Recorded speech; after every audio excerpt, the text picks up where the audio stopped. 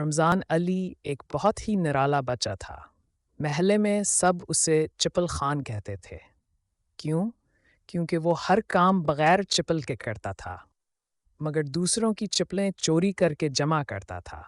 जी हाँ, मस्जिद, स्कूल, हमसाए, हत्ता के अम्मी की गुलाबी चिपल तक उसकी कलेक्शन में शामिल थी।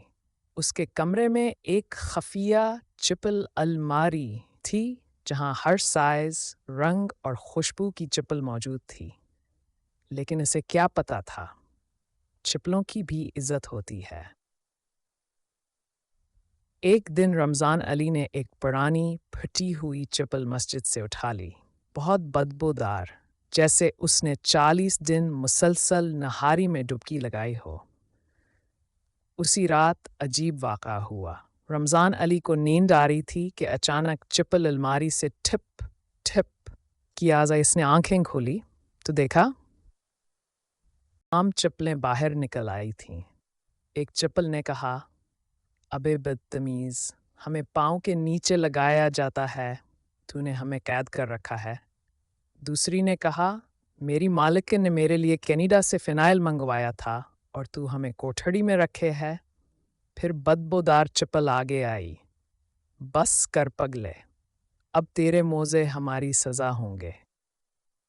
और अगले ही लम्हे तमाम चिपलें रमज़ान अली के पीछे दौड़ें।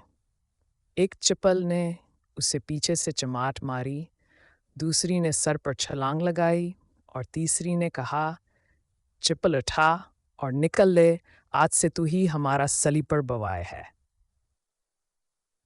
अगले दिन महल्ले में अजीब मंजर था।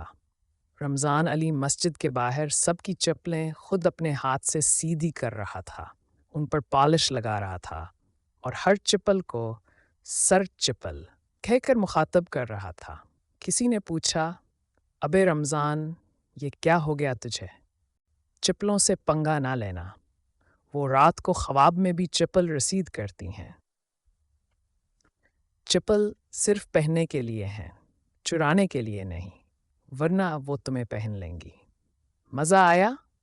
तो बताओ, अगली फ़नी कहानी किस चीज़ पर हो? बोलने वाले जूते, गाना गाने वाला पंखा या झूठ पकड़ने वाला तरबूज?